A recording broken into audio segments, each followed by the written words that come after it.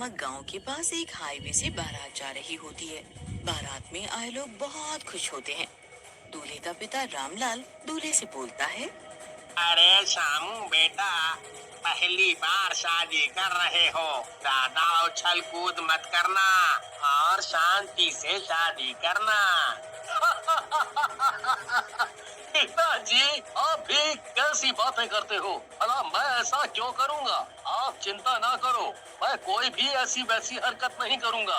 बस आप तीनों चाचा पर नजर रखना, वो बहुत ही मनचले हैं। अरे समधी जी, आपको आने में कोई तकलीफ तो नहीं हुई ना? बस 5 मिनट में हम बारात घर चलते हैं। मैं आपको लेने ही आया था। वो सभी वहाँ खड़े खड़े बातें कर रहे होते हैं। तभी एक डाकुओं का झुंड उन्हें घेर लेता है। डाकुओं का सरदार गब्बर सिंह बोलता है।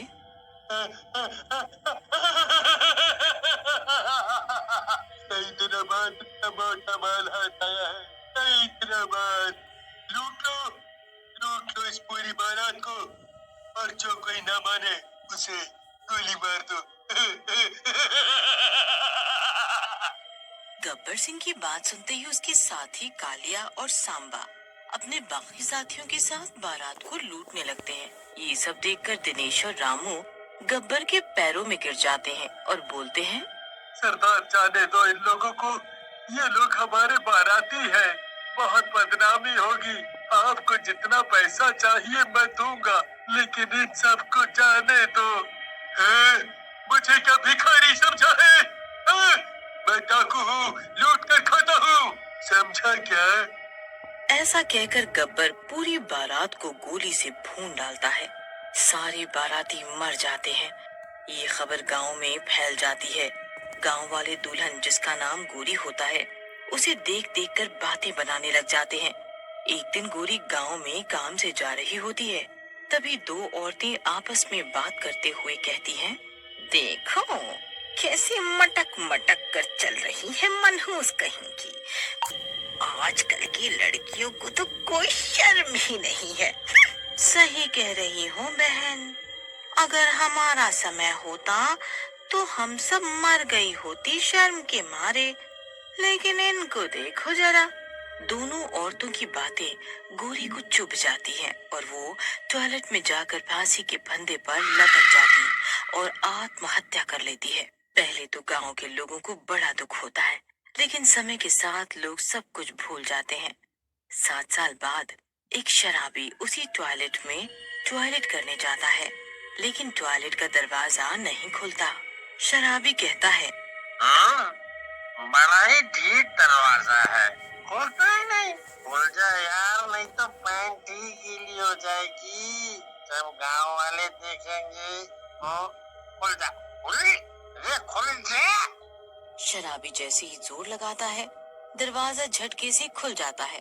टॉयलेट अंदर से बड़ा ही साफ है, ऐसा बोल के शराबी वहाँ टॉयलेट करने लगता है। लेकिन तभी वहाँ एक चुड़ैल आ जाती है, जिसे देखकर शराबी बोलता है। अरे अरे, सही उतर गया।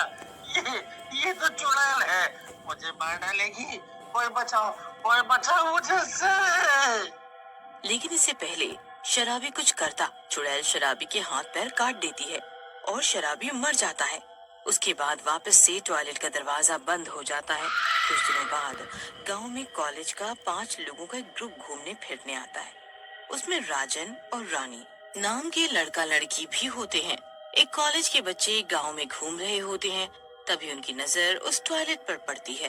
तभी उसी टॉयलेट के दरवाजे पर एक लड़की की परछाई दिखती है। राजन बोलता है। अरे दोस्तों, तुमने इस टॉयलेट को देखा? गांव के सारे टॉयलेट खुले हैं, सिर्फ इसको छोड़कर। कहीं कोई राज तो नहीं है इसमें? राजन की बात सुनकर उसका दोस्त राहुल हंसने लगता है और बोलता है। तू भी ना राजन, जासूसी नॉवल ज्यादा ही पढ़ने लगा है। अरे भाई, बंद किया होगा किसी ने। तेरे पिताजी गब्बर डाकू की आदतें हैं तुझमें सारी। राहुल, मैंने तुमसे कितनी बार कहा है, मेरे पिता का नाम मत लिया करो। वो मेरे लिए मर चुके हैं। अच्छा भाई, मुझे माफ कर दो, मैं आगे से मजाक नहीं करूंगा। ऐसा कहकर वो पांचों दोस्त वहां से चले जाते हैं। उनके जाते ही चुड़ैल वहां आती है और गुस्से में बोलती है, तो अच्छा, अच्छा, तो ये लड़का उसी दुष्ट का बेटा है जिसने मेरी जिंदगी बर्बाद कर दी। इसको मार कर मैं अपने बदले की शुरुआत करूंगी। ऐसा कहकर चुड़ैल वहां से गायब हो जाती है।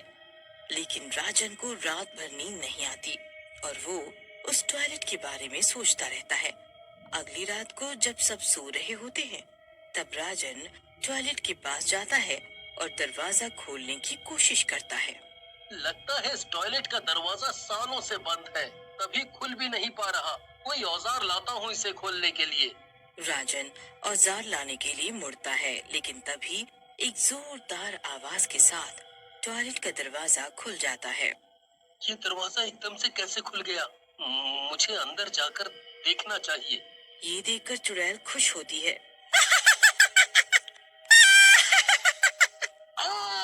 अरे अरे मर गया रे! चुड़ैल जी, मुझे छोड़ दो। मैंने क्या बिगाड़ा है आपका? मैं तो पहली बार आया हूँ इस गांव में। राजन की बात सुनकर चुड़ैल हंसती है और बोलती है, तू सही कह रहा है लड़के, तूने कुछ नहीं बिगाड़ा मेरा, लेकिन तू उस दुष्ट डाकू गब्बर की औलाद है जिसने मेरी पूरी जिंदगी खत्म कर दी। अब मैं तुझे मार कर अपना बदला लूंगी। ये देखकर चुड़ैल खुश होती है। राजन को गर्दन से पकड़कर उठा लेती है और जोर से फेंक देती है। राजन को चोट लग जाती है और उसके शरीर से खून बहने लगता है। तेरे खून को देखकर मेरे दिल को जो सुकून मिला है, वैसा सुकून मुझे कभी नहीं मिला। तुझे तो मैं आज जिंदा नहीं छोड़ूंगी। रुक जाओ दोस्तों, मत मारो इन्हें। मैं इनका दोषी हूँ। मेरे पिताजी ने इनके साथ बहुत बुरा किया है। मारने दो इन्हें, शायद मेरी मौत से इन्हें शांति मिले। राजन की बात सुनकर चुड़ैल का गुस्सा शांत हो जाता है और वो राजन से बोलती है, तुम तो बिल्कुल अपने पिता से अलग हो। कहाँ वो कसाई जिसने पूरी बारात को मार डाला, और कहाँ तुम जो किसी अनजान के लिए अपनी जान देना चाहते हो। फिर चुड़ैल राजन को अपने साथ हुई सारी बात बताती है, जिसे सुनकर राजन को रोना आ जाता है और वो चुड़ैल से बोलता है, चुड़ैल जी, आपके साथ मेरे पिताजी ने सचमुच बहुत बुरा किया है। बहुत बुरा किया है आपके साथ। और आप जो भी कर रहे हैं मेरे साथ, वो जायज है। आप मुझे मार डालो, मुझे मार डालो। राजन की बात सुनकर चुड़ैल बोलती है, बेटा मुझे माफ कर दो। मैं उस दुष्ट से अपना बदला लेने के चक्कर में अंधी हो गई थी। इन सब में तेरी क्या गलती है? तू जा, चला जा यहाँ से। मैं तुझे कुछ नहीं कहूंगी। राजन और उसके दोस्त वहाँ से चले जाते हैं। कुछ दिन बीत जाते हैं। एक दिन गब्बर गांव में आ जाता है। उसका हुलिया बिल्कुल बदल जाता है। वो कोट पैंट पहनकर बिल्कुल हीरो जैसा लग रहा होता है। तभी राजन आता है और उससे बोलता है, पिताजी, आप आ गए। चलो, अच्छा हुआ। आ गया? क्या मतलब? तुमने ही तो फोन किया था कि तुम्हारी तबीयत खराब है, इसीलिए मैं यहाँ आया हूँ। फिर राजन गब्बर को लेकर टॉयलेट की तरफ बढ़ता है और टॉयलेट के पास जाकर चुड़ैल को बुलाता है। राजन की आवाज सुनकर चुड़ैल बाहर आ जाती है और गब्बर को देखकर बोलती है, तो तू आ ही गया गब्बर। मैं आज तुझे मार कर अपना बदला लूंगी। चुड़ैल को गब्बर भी पहचान जाता है और बोलता है, तू तो गोरी है। अरे, हमका माफी दे दो, हमका माफी दे दो। चुड़ैल गब्बर के टुकड़े टुकड़े कर मार डालती है।